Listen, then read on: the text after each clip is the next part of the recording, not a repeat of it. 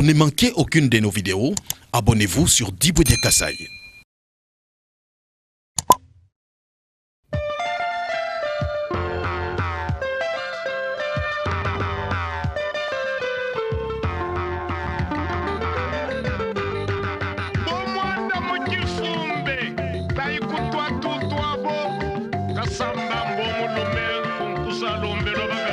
Mesdames et messieurs, fidèles internautes, vous tous qui nous aimez et vous tous qui nous suivez à travers le monde, je suis très content et très fier de vous. Aujourd'hui, nous allons parler d'opportunités d'investissement dans la province du Kasaï oriental. Nous allons épingler et puis voir dans quel domaine les businessmen ou les gens qui sont ailleurs peuvent venir au Kasaï oriental pour tel ou tel autre projet. Nous sommes déplacés vers la FEC. FEC signifie Fédération des entreprises du Congo. Ici sur place, nous avons le directeur provincial de la FEC, M. Dominique Ilunga. Avec lui, nous allons parler en long et à large pendant quelques minutes pour qu'il puisse vous dire ce que vous pouvez faire au Kasaï oriental et gagner beaucoup d'argent. Aider aussi la province. Bonjour, Monsieur Dominique. Bonjour, Monsieur Dossi. Très content de vous recevoir dans cette émission. Vous allez bien? Oui, je vais bien, merci. C'est un plaisir. Merci, Monsieur Dominique.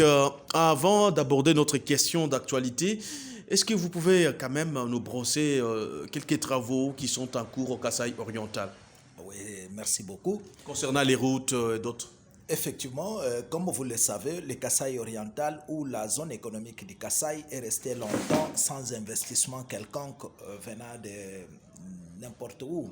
Et c'est surtout depuis l'époque le régime Mobutu, le régime Kabila père et également le régime Kabila qui vient de partir. Et Dieu merci qu'avec le régime Félix, les choses se normalisent, se mettent un peu en place, surtout avec FPI qui finance le grand projet de Félix Antoine Tshisekedi qui voudrait que nous puissions mettre en place de grandes infrastructures structurantes. C'est ce qui fait qu'aujourd'hui, le port d'Ndomba est en réhabilitation ou modernisation, c'est-à-dire on est en train tout d'abord aujourd'hui de draguer la rivière, baliser, et après on va construire le port.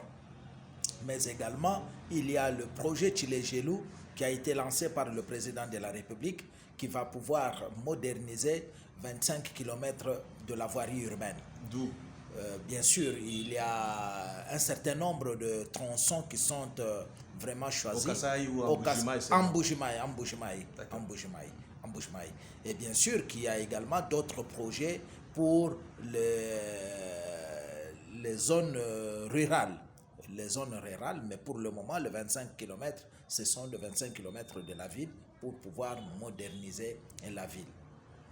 Alors, ce sont là les premiers projets qui sont lancés. Il y a la modernisation de l'aéroport de Bipemba également, pour faire réellement de cet aéroport un aéroport international avec les normes qu'il faut, c'est-à-dire le balisage, piste d'atterrissage et tour de contrôle, de manière à ce que les autres infrastructures aéroportières se mettent en place. Et là, nous saluons également la vision de l'actuel commandant de l'aéroport qui a contacté les hôteliers, qui a contacté les opérateurs économiques afin de pouvoir mettre tout autour le grand restaurant, les grands salons, restaurants, salons, et voire même autour de l'aéroport, les salons VIP, les restaurants et modernes bien sûr, et les hôtels pouvant permettre les liaisons avec les visiteurs qui viendront au Kasaï oriental, et de manière à ce que ça puisse changer l'image de l'aéroport tel que nous le voyons aujourd'hui. Ce sont là les quelques projets qui, lorsque seront finis, ça va permettre à ce que vraiment les choses se relancent. Mais là, il faut aussi qu'on dise quelque chose. Il faut que ce projet qui vienne tienne compte des entreprises qui sont installées localement dans le cadre de sous-traitance de leurs activités. Il ne faudra pas qu'on nous amène encore les entreprises qui viennent d'ailleurs, qui prennent tout l'argent et l'amènent ailleurs. Et là, il faudra que la main-d'œuvre soit locale, les travaux, les offres de marché soient passées localement, de manière à ce que ces entreprises locales fournissent le service à tous ceux qui viennent pour que l'argent circule au Kasaï oriental. Merci beaucoup, c'est Dominique. C'était un point d'actualité avec le directeur provincial de la Fédération des entreprises du Congo, FEC, donc branche du Kasaï oriental. Alors, la grande question qui m'amène dans votre bureau aujourd'hui, c'est de parler d'investissement au Kasaï. Est-ce qu'on peut investir et réussir au Kasaï oriental? C'est la première question. Effectivement, monsieur Djossi, on peut investir et réussir au Kasaï oriental. Le comble que les Kasaïens, pour la plupart du temps, exportent les devises. Nous l'avons vu, nous le voyons, ils exportent les devises. Il n'y a rien qui est investi localement.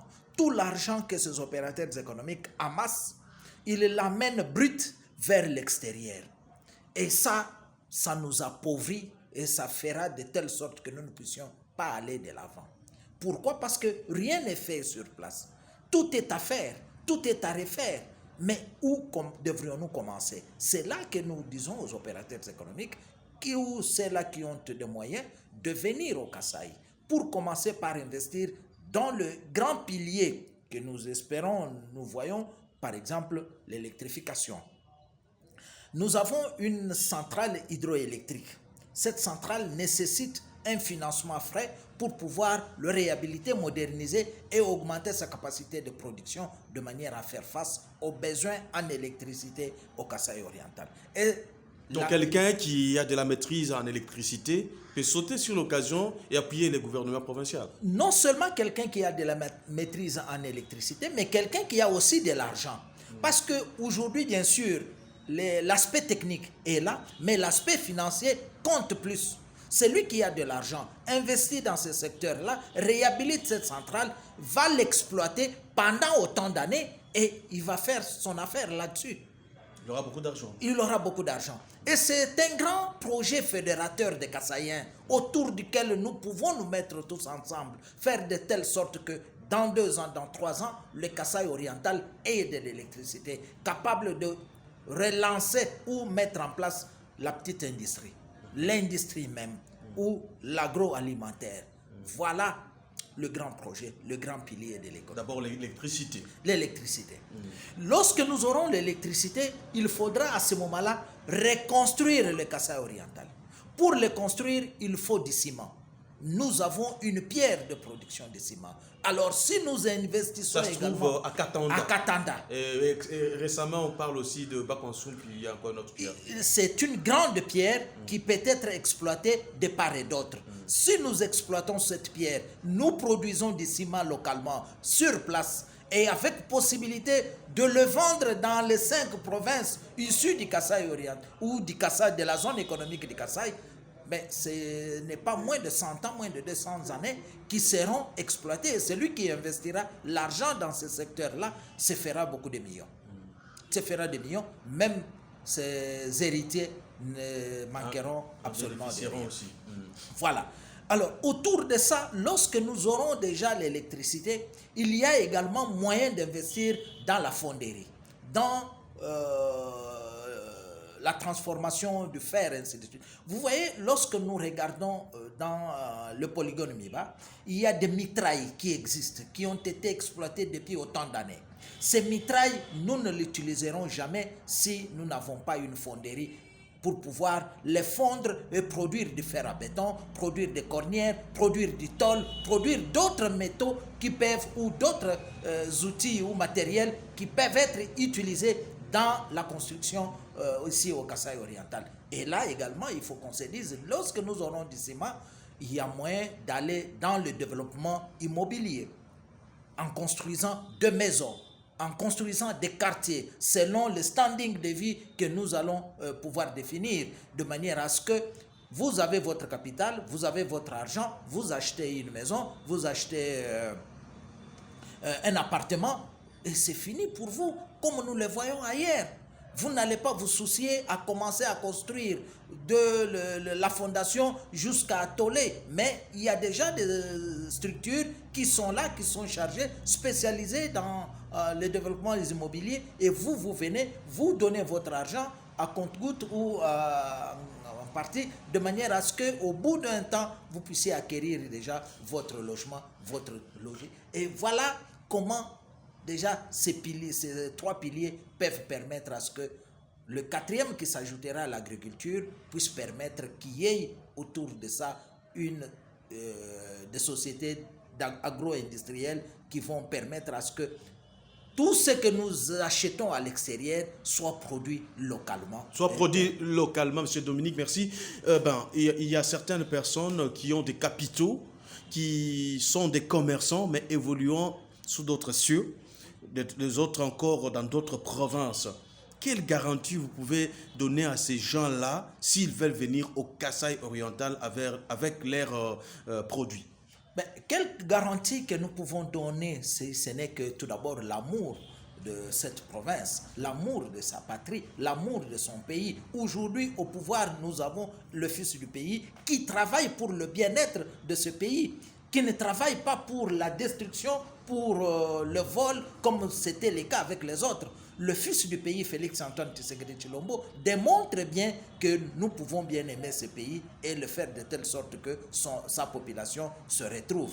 Alors maintenant, voilà la première garantie. Deuxième garantie, c'est lorsque vous allez investir, c'est vrai que le régime qui était là empêchait les gens à investir, voilà. Mais aujourd'hui, tout est avec la justice qui sera mise en place, avec tout le moyen juridique à la disposition du pays, je crois qu'il y a moyen de sécuriser l'investissement de quiconque de manière à ce qu'il tire le dividende de son investissement. Donc vous garantissez quand même que quelqu'un qui est par exemple à Kisangani, à Goma, peut amener sa marchandise de là jusqu'au Kasaï oriental sans problème et vendre sans problème. Oui, effectivement, et là il n'y a pas de problème. Le problème, et vous la faites que vous l'encadrez. Bien sûr, nous le faisons. Nous sommes avec des opérateurs économiques qui viennent de Kabongo, qui viennent de Maniema, qui viennent de partout, qui viennent vendre leurs marchandises ici, ils vendent et ils rentrent. Là, il n'y a pas de problème. Du moment que vous êtes en contact permanent avec nous, nous savons quoi vous dire, nous savons quoi faire.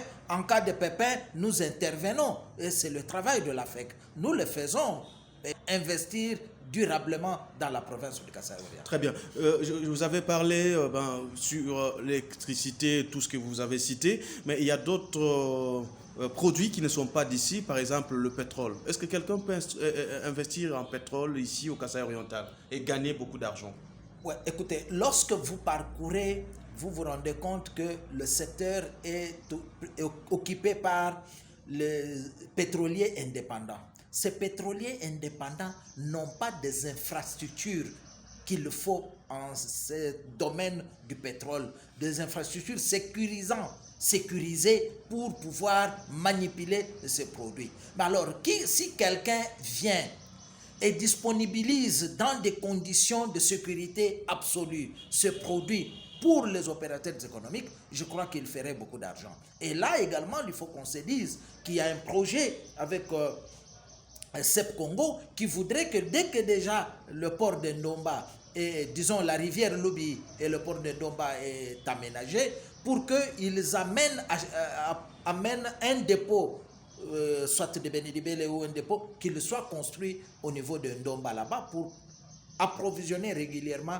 et rapidement la zone économique. Parce que vous parlez trop de Ndomba. Est-ce que le port là est déjà opérationnel, oui ou non? Bien sûr, le port est opérationnel. Il y a un armateur, Malila Nzenze, qui opère sur cette rivière. Mais nous aimerions avoir beaucoup d'autres opérateurs armateurs qui œuvrent sur ces tronçons-là. Parce que regardez la ville de Mbujimaï, l'Amiba, tout le matériel qui a construit la ville de Mbujimaï, l'Amiba, était acheminé par cette rivière-là.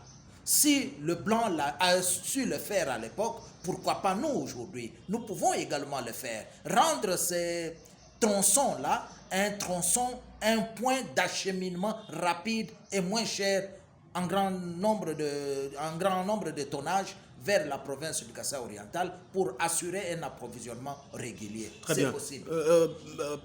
Port d'Ndomba, il y a des gens qui s'intéressent généralement pour amener la marchandise en Mbuji-Mayi.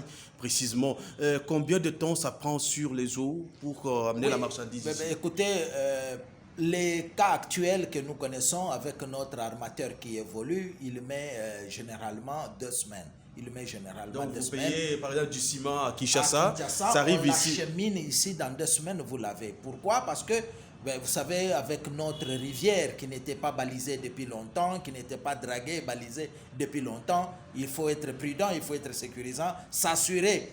L'essentiel, ce n'est pas de courir vite et de perdre sa cargaison, mais c'est d'aller lentement mais sûrement pour que le temps convenu, vous soyez au niveau de Ndomba. Voilà l'essentiel. Mais avec le projet structurant, des infrastructures structurantes de la présidence de la République, qui voudrait déjà construire 2 bretelles qui vont se connecter à, disons, à la route nationale numéro 1 Mbuji-Mayi-Kananga, 2 bretelles d'Ndomba, ça va permettre à ce que dès que le bateau accoste en Ndomba, on prend la marchandise à travers le remorque ou les camions et on l'achemine soit à Kananga, soit en Mbuji-Mayi. Voilà un autre grand projet qui se met là-dessus. Ce sera aussi l'occasion pour que celui qui a des industries sur Mbuji-Mayi s'approvisionne en matières premières vers Kinshasa, vers Bas-Congo, ou que, par exemple, lorsque ça vient de l'extérieur, ça entre par le port de Matadi et ça arrive aussi rapidement vers la ville de Mbuji-Mayi. Voilà, merci mesdames et messieurs. Vous m'avez posé beaucoup de questions en rapport avec les ports de Ndomba, comment ça se passe, combien de temps ça prend. Nous venons d'avoir la précision avec le directeur provincial de la FEC, Fédération des entreprises du Congo, ici chez nous au Kasaï oriental. Ça ne prend que 2 semaines seulement de Kinshasa jusqu'à Mbuji-Mayi. Vous avez des tôles, vous avez du ciment, du sucre, vous avez tout ce que vous voulez. Un seul armateur est là. Vous pouvez vous aussi qui me regardez, si vous avez des bateaux, mettre sur ces eaux-là et puis gagner beaucoup d'argent parce qu'il n'y a pas qu'un seul armateur qui doit amener de la marchandise de Kinshasa jusqu'à Mbuji-Mayi. Les autres qui nous suivent à travers le monde, qui peuvent aussi disponibiliser les bateaux pour servir les Kasaï, je crois qu'ils sont les bienvenus. Bien sûr, c'est un autre secteur d'investissement. C'est un autre secteur qu'il faudra mettre le moyen, le paquet nécessaire, non seulement qu'il y aura des barges, des bateaux pour pouvoir acheminer de la marchandise, mais également pour pouvoir convoyer les personnes. Il y a des bateaux de tourisme, ainsi de suite, qui pourra se faire le long de la rivière Lubi et la rivière Sankuru. Mais écoutez mon frère, tout au long de Sankuru et tout ça, il y a des matières premières, il y a des produits qui n'arrivent pas à être écoulés, mais ça sera aussi une occasion d'amener tout ce qui est de Sankuru vers le Kasaï oriental et en retour, lorsqu'on aura produit, amener ce qui est du Kasaï oriental vers Sankuru ou vers Kinshasa. Merci beaucoup. Nous tendons sûrement vers la fin de cette émission. Monsieur Dominique, vous êtes un grand responsable et puis c'est vous presque le patron de plusieurs entreprises ici, c'est vous qui gérez. Pour quelqu'un qui est à l'étranger, en France, Belgique, Italie, un peu partout, qui a suivi cette émission, qui prend l'engagement pour venir investir au Kasaï oriental, comment pouvez-vous l'orienter pour qu'il ne puisse pas connaître d'échecs? Non, l'orienter, c'est question qu'il entre en contact avec la FEC, qu'il nous dise dans le secteur d'activité qu'il veut investir. Et s'il a déjà un projet dans ce sens-là, sinon, il y a lieu que la FEC, avec l'équipe qui existe, on monte, on disponibilise le projet. Il y a des grands projets, par exemple, qu'il peut reprendre. Nous avons une industrie de production de boissons gazeuses qui est ici, Sogacor, que si jamais quelqu'un a le fonds, il reprend cette entreprise. Nous avons une industrie de solutés injectables qui tend aussi à généraliser dans la production de médicaments génériques. Quelqu'un peut venir, il investit là-bas, il a de quoi aller. Il y a d'autres projets de minoteries, de boulangeries, tant d'autres histoires qui sont ici localement que quelqu'un peut reprendre et moderniser et commencer déjà à produire. Donc, ma question, c'est que comment la FEC oriente ces gens-là? Comment vous les encadrez? Qu'est-ce qui doit être faisable pour que les gens-là se retrouvent quand même en paix, en sécurité? Bon, comment vous faites avec les autres qui ont précédé les ambitieux, ceux qui veulent venir? Voilà. Nous avons des projets qui existent nous avons des projets que nous pouvons monter pour vous, nous avons des conseils que nous pouvons vous donner, nous avons des accompagnements que nous pouvons faire pour vous, pour obtenir les documents, et tout cela fait partie des travaux, des formations, d'encadrement, de lobby, de plaidoyer que nous pouvons mener pour vous auprès des autorités, auprès des autres opérateurs économiques, mais pourquoi pas les réseautages, de manière à ce que vous qui venez, vous ne soyez pas dépaysés, vous soyez encadrés par la FEC et les autres opérateurs qui sont... Voilà, l'avant-dernière question, M. Dominique. Il y a les amis qui sont alliés, la diaspora par exemple, et qui ne connaissent pas ce que c'est la FEC. Brièvement, qu'est-ce qu'est la FEC? La FEC, c'est, comme le nom l'indique, Fédération des entreprises du Congo. C'est un syndicat patronal et c'est une chambre de commerce. Et là, pour pouvoir mettre en réseau les opérateurs économiques du Kasaï oriental et d'ailleurs en réseau ensemble et permettre à ce que l'opérateur qui vient investir ait l'information, la plus bonne information pour pouvoir asseoir son investissement dans le secteur qu'il voudrait et dans le milieu qu'il voudrait. Et également, la FEC est là pour accompagner celui qui veut investir dans la réalisation de son projet. Donc, il y a tout ce paquet. Bien sûr qu'il y a également les formations que nous disposons pour pouvoir accompagner et former tous ceux qui veulent bien investir. Et nous conseillons l'État congolais, la province du Kasaï oriental, à ce que le développement soit vraiment assuré. Merci beaucoup, Monsieur Dominique, de tout le temps que vous nous avez accordé dans votre bureau. Mesdames et messieurs, je vous remercie également parce que vous venez de suivre beaucoup de précisions de la part de la bouche autorisée concernant ceux qui veulent investir au Kasaï oriental. Il y a pleinement de choses. La vie des Mboujima et la province du Kasaï oriental, je peux dire qu'elle est vierge. La province est totalement vierge. Vous pouvez investir dans n'importe quel domaine et réussir facilement. L'électricité, venez investir. Les immobiliers, venez. Si vous voulez vous lancer dans le pétrole, venez. Si vous voulez vous lancer, je ne sais pas, dans n'importe quelle activité, venez au Kasaï oriental. Les syndicats de commerce, des commerçants et des opérateurs économiques existent au Congo et au Kasaï oriental. La succursale d'ici, c'est M. Dominique qui est là, qui peut sûrement vous orienter dans n'importe quel investissement que vous voulez, n'est-ce pas, faire pour la promotion et la réussite et le développement durable de notre province du Kasaï oriental longtemps courbée. Merci beaucoup. On se retrouve très prochainement. Merci, M. Dominique. C'est moi qui vous remercie, M. le journaliste. Pour ne manquer aucune de nos vidéos, abonnez-vous sur Diboudia Kasaï.